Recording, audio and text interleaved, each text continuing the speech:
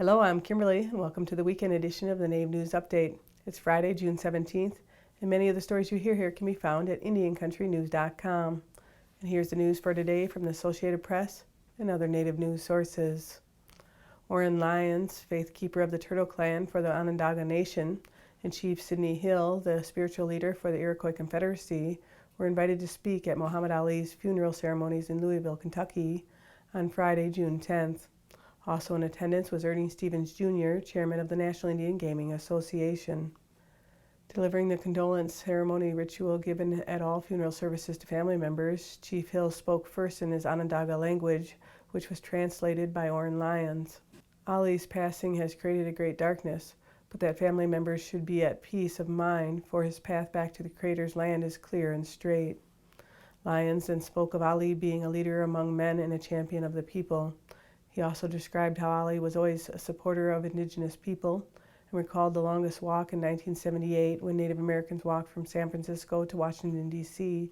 to protest a bill presented by a congressman who wanted to terminate Native American treaties with the U.S. government, a march that Ali walked with them.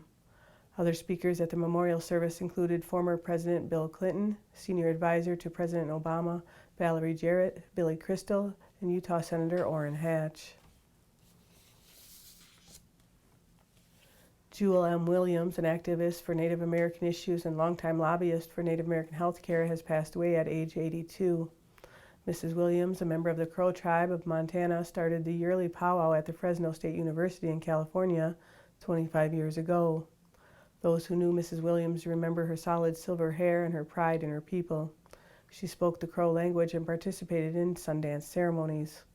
Williams' legacy of volunteer work and advocacy had humble beginnings at West Park Elementary School in Fresno, California, where she worked as a homeroom aide. There she kick-started a breakfast program that continues today. In 1981, she became involved with Sequoia Community Health Foundation, a clinic dedicated to serving the underserved. The foundation later became Clinica Sierra Vista, but retained its mission statement. She served on the board and held various positions from 1981 to 2008. Nick Hansen, an Inupiaq from Inupiaq, Alaska, qualified for this year's American Ninja Warrior that airs on NBC. Under an I-beam gripping his way along an inch-wide lip, Hansen reached deep to hang on and move through the pain. The challenge was the most grueling of those he faced on the June 1st season premiere of American Ninja Warrior.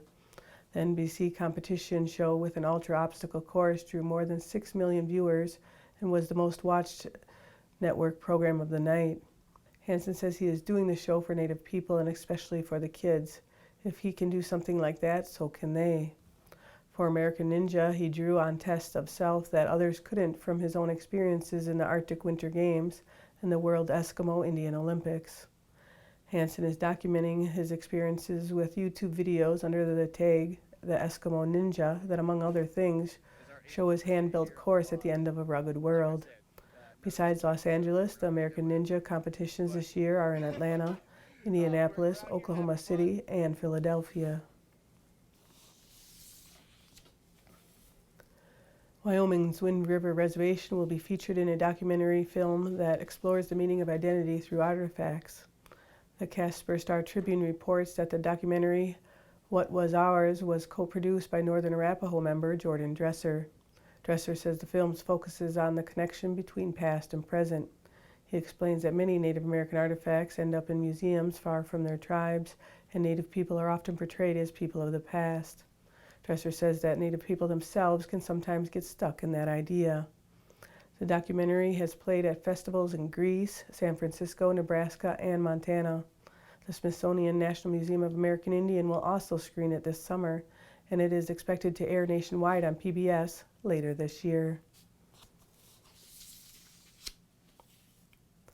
The reigning Mrs. Universe is among the challengers on Season 4 of The Amazing Race Canada. CTV revealed the first 4 teams to compete in the homegrown reality show, which kicks off the new season June 28th. Ashley Callingbull is from the Inupiaq Cree Nation west of Edmonton, Alberta. She's an actress, motivational speaker, and last August became the first Canadian and the first Aboriginal woman to win the Mrs. Universe title. She will compete on The Amazing Race Canada with her stepfather, Joel Ground, who is an auto mechanic. According to the Amazing Race website, they hope their presence will be a positive influence on First Nations people. In other news, Colin Bull recently had a private meeting with Canadian Prime Minister Justin Trudeau to share her thoughts about First Nations education and language preservation. Since being crowned Mrs. Universe, Colin Bull cherishes her role as an advocate for the Indigenous community. She said, "I'm not your typical beauty queen. I have a voice for change, and I'm using it." And that's another roundup of news from Indian Country on this edition of the Native News Update. I'd like to thank you for joining me, and have a grand day.